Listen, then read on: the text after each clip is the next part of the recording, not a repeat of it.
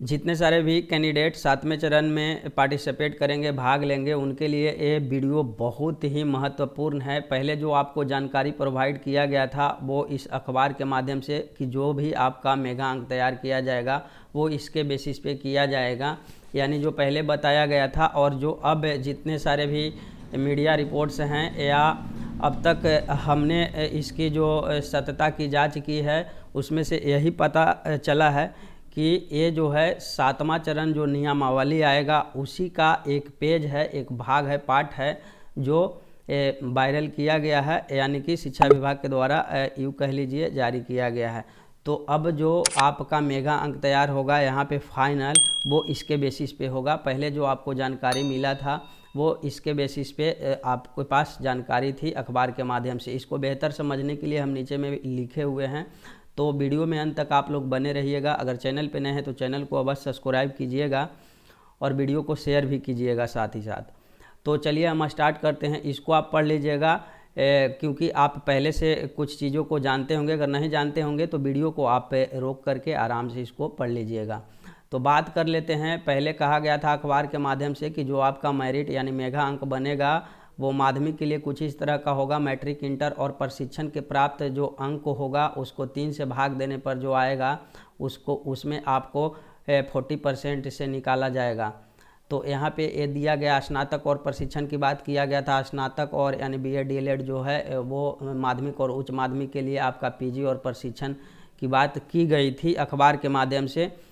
हालांकि ये सत्य नहीं है और ये भी उतना सत्य नहीं है, 100% इसको अभी सत्य नहीं हम मान सकते हैं, क्योंकि ना तो इसको कहीं से वेरीफाइड किया गया है। जब तक आपका नियमावली नहीं आएगा सिक्योर हम लोग नहीं हो पाएंगे। तो यहाँ पे अब तक मान करके चलिए कि जो आपका मेगा अंक तैयार किया जाएगा वो इसके बेसिस पे किया जाएगा, क्योंकि इस तरह का अभी तक कोई लेटर निकल करके नहीं आया था और ये पहली बार आया है।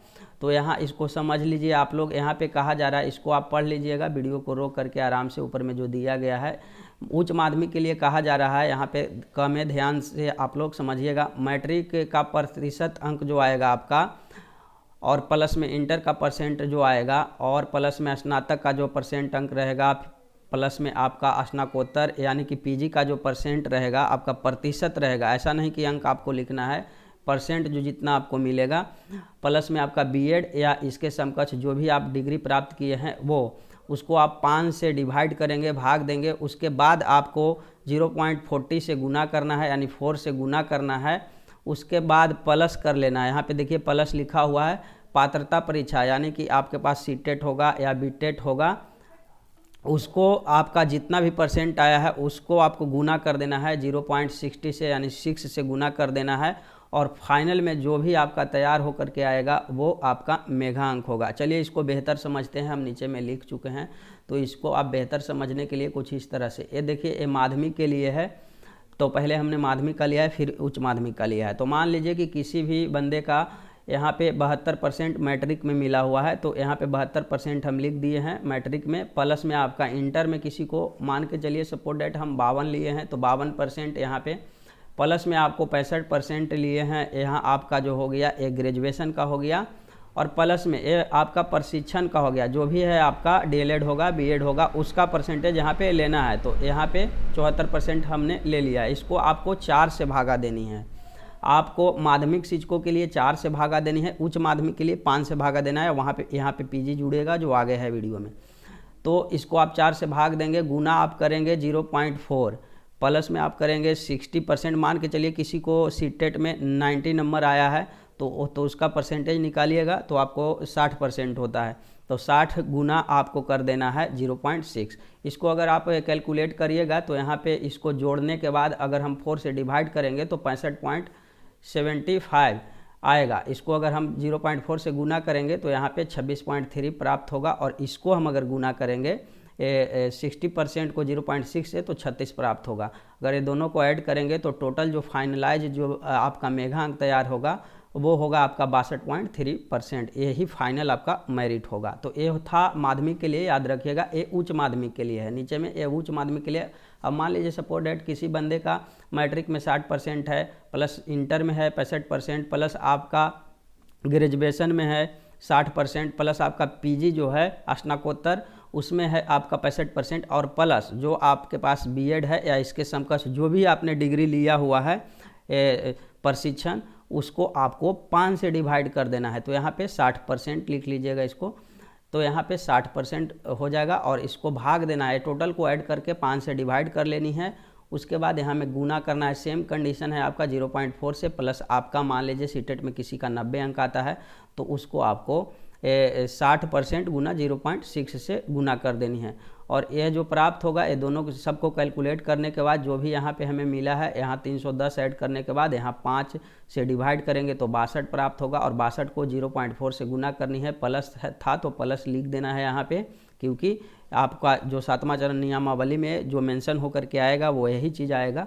और यहाँ पे जो सीटेट का है तो 60% को गुना करेंगे 0.6 से तो यहाँ 36 प्राप्त होगा। और इसका जो गुना करेंगे हम तो यहाँ 24.8 प्राप्त होगा। तो टोटल जो फाइनलाइज जो हमारे पास मेगा अंक तैयार होकर के आएगा वो 60.8% आएगा। यही आपका मेरिट होगा। चलिए और इसको आप एक बार पढ़ लीजिएगा, इस अखबार को भी एक बार दोबारा से आप पढ़ लीजिएगा बेहतर जानकारी के लिए, क्योंकि ये जो खबर है आप अभी सर्च भी कर सकते हैं। ये यही इसी डेट में जो है ये प्रकाशित हुआ था।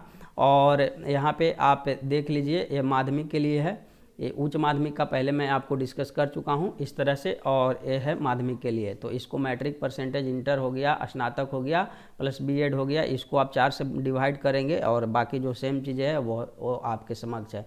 अब इसका हम बात कर लेते हैं थोड़ा सा कि बिहार बोर्ड के जो बच्चे हैं जो 7वें चरण में पार्टिसिपेट करेंगे उनको बहुत बड़ा नुकसान होने वाला है, क्योंकि अगर इस तरह से आपका मेगा अंक तैयार किया जाएगा तो आप समझ लीजिए कि जो सीबीएसई वाले बच्चे हैं कहीं ना कहीं वो ज़्यादातर बाजी मार जाएंगे, क्योंकि मैट्रिक और इंटर में जो परसेंटेज होता है वो कहीं ना कहीं बिहार बोर्ड से बहुत अत्यधिक होता है सीबीएसई वाले बच्चों को। अब पिछले कुछ वर्षों से ही मान लीजिए कि बिहार बोर्ड का लगभग आपका परसेंटेज अच्छा होना शुरू हुआ है, यानी कि अब बिहार बोर्ड के बच्चे के पास भी परसेंटेज आना शुरू हो गया है।